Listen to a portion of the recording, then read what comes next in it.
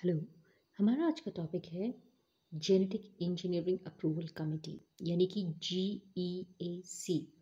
So the GEAC और the genetic engineering approval committee ये एक इंडियन ये एक इंडियन इंडियन ऑर्गेनाइजेशन है जिसका बेसिक फंक्शन है जेनेटिकली मॉडिफाइड ऑर्गेनिजम्स के यूज़ को परमिट करना कि कौन से जेनेटिकली मॉडिफाइड ऑर्गेनिज्म सेफ है और किनका कमर्शियल यूज़ किया जा सकता है।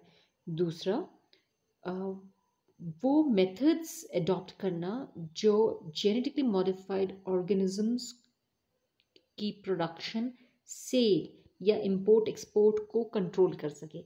So first of all, genetically modified organism कौन से कमर्शियली यूज हो सकते हैं, point one. Secondly, genetically modified organism की प्रोडक्शन, सेल, इंपोर्ट और एक्सपोर्ट या उसके रिसर्च एप्लीकेशंस को कंट्रोल करना, ये भी जेनेटिक इंजीनियरिंग अप्रूवल कमेटी का काम है। उसके अलावा जेनेटिकली मॉडिफाइड ऑर्गेनिज्म का लार्ज स्केल प्रोडक्शन और उसके प्रोडक्ट्स का release, that is also controlled by GEAC। इसकी authorization genetic engineering approval committee देता है। उसके अलावा उन एजेंसीज को ऑथराइज करना जिनके पास वो पावर्स हों जो जेनेटिकली मॉडिफाइड ऑर्गेनिज्म को क्रिएट कर सके या प्रोड्यूस कर सके। So this is the function of this GEAC committee or the Genetic Engineering Approval Committee। Basically genetically modified organisms की प्रोडक्शन, उसकी सेल और उसके यूज़ को कंट्रोल करता है। Now what is the problem with biotechnology? एक हाथ पे बायोटेक्नोलॉजी इज़ वेरी गुड क्योंकि आप कोई भी जीन किसी भी ऑर्गेनिज्म में डालकर उसे मॉडिफाई कर सकते हो। आप एप्पल के अगर अंदर स्ट्रॉबेरी का जीन डाल दें तो उसका लुक एप्पल की तरह हो सकता है लेकिन उसका जो टेस्ट है वो स्ट्रॉबेरी की तरह होगा। पर इसमें काफ़ी सारी प्रॉब्लम है। The first problem in biotechnology is transfer of genes. आपने जो फॉरेन जीन किसी ऑर्गेनिज्म में डाली है वो नेचुरल पॉपुलेशन में भी ट्रांसफ़र हो सकती हैं और इसका इफेक्ट क्या है, we have no idea about that. There are certain genes जिनको टर्मिनेटर जीन्स कहते हैं, उनको हम ट्रांसजेनिक ऑर्गेनिजम्स में डालते हैं ताकि ये जीन्स अगर किसी और ऑर्गेनिज्म में चले जाएं तो वो टर्मिनेट हो जाएं या उसका फंक्शन बंद हो जाए।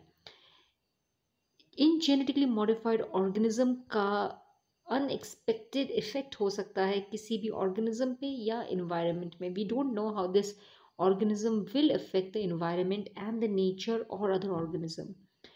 बायोटेक्नोलॉजी में जो टेक्निक्स इस्तेमाल होती हैं they are very very expensive.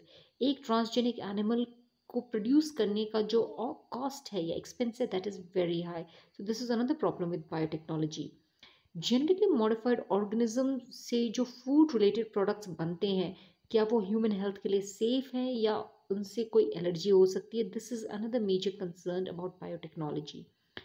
Consumers और प्रोड्यूसर्स दोनों के पास बायोटेक्नोलॉजी से रिलेटेड एजुकेशन काफ़ी कम है, तो आइडिया काफ़ी कम लगता है कि बायोटेक्नोलॉजी के प्रोडक्ट सेफ हैं या आर दे सेफ और are they unsafe. And finally we have the ethical problem. क्या हमारे पास ये हक है कि हम किसी भी ऑर्गेनिज्म को अपनी मर्जी से ह्यूमन एडवांटेज के लिए मॉडिफाई कर सकें? अगर हम और डिस्कस करें about the problems related to biotechnology तो इनसे हेल्थ थ्रेट हो सकते हैं जैसे कि एलर्जिक रिएक्शन, एंटीबायोटिक रेजिस्टेंस और toxicity. 2 dozen human genes have been transferred to animals। तो अगर हम ह्यूमन की जीन्स एनिमल में डालें और उसको खाएं तो ये क्या कैनिबलिज्म का रूप है? That means one human is eating another human, only this is not a human, इसकी जीन्स हमने किसी एनिमल में डाल दी हैं और we are eating this kind of animal. तो क्या हम अपने ही जीन्स को जब खाते हैं तो क्या हम इसे कैनिबलिज्म कह सकते हैं? जेनेटिकली ऑल्टर्ड या मॉडिफाइड एनिमल्स जो होते हैं वो भी सफ़र करते हैं। एक genetically engineered pig, he was unable to walk और टू स्टैंड। तो क्या ये एथिकली सही है किसी भी ऑर्गेनिज्म को इस तरह से ट्रीट करना? जेनेटिकली मॉडिफाइड ऑर्गेनिज्म हमारे इन्वायरमेंट के लिए हार्मफुल हो सकते हैं। वो नेचुरल डाइवर्सिटी को भी रिड्यूस कर सकते हैं, बिकॉज अगर हम आर्टिफिशियली सब कुछ प्रोड्यूस करें तो हम हमारी ज़रूरत नेचुरल ऑर्गेनिजम्स पे काफ़ी कम हो जाएंगी, तो हम उनका ख्याल नहीं रखेंगे और उनको और उनकी डाइवर्सिटी काफ़ी कम हो सकती है। डायग्नोस्टिक, किसी भी बीमारी का डायग्नोसिस करना क्या प्रिवेसी को अंडरमाइन कर सकता है? अगर आप किसी के DNA को डायग्नोस करते हो या किसी की डीएनए को आप कंप्लीटली सीक्वेंस करते हो, तो क्या उस इंसान की प्राइवेसी इससे डैमेज हो सकती है? जेनेटिकली इंजीनियर्ड एनिमल्स को क्या पेटेंट करना चाहिए? Will talk about the patent in a moment. और जितना फाइनेंशियल सपोर्ट बायोटेक्नोलॉजी में लगता है, क्या वो हम किसी और बेटर टेक्नोलॉजी के लिए इस्तेमाल कर सकते हैं कि नहीं? So these are the concerns related to biotechnology. अगर हम एथिक्स की बात करें, एथिक्स मतलब the moral values related to it, तो सुप्रीम व्यू लेना क्या सही है कि human beings are better than other animals और ह्यूमन बींग के फायदे के लिए हम बाकी एनिमल्स को सेक्रीफाइस कर सकते हैं? ट्रांसजेनिक एनिमल्स को मैनिपुलेट करके इसका जो लॉन्ग टर्म इफेक्ट है, we don't know about it. इससे कोई भी अनफोर्सीन प्रॉब्लम आ सकती है। नेचुरल जेनेटिक ट्रांसफ़र करने से ये जो जीन्स हैं किसी और ऑर्गेनिज्म में भी जा सकते हैं। ट्रांसजेनिक एनिमल्स कोई एलर्जी कॉज कर सकता है या किसी हार्मलेस ऑर्गेनिज्म को हार्मफुल बना सकता है, पैथोजेनिक ऑर्गेनिज्म बना सकता है। So these are some of the ethical issues कि फॉर एग्जाम्पल ह्यूमन क्लोनिंग क्या करना चाहिए, क्या जेनेटिकली मॉडिफाइड फूड इन्वायरमेंट के लिए हार्मफुल है या सेफ, या हमें सिंथेटिक या आर्टिफिशियल जीनोम बनाने का हक होना चाहिए कि नहीं?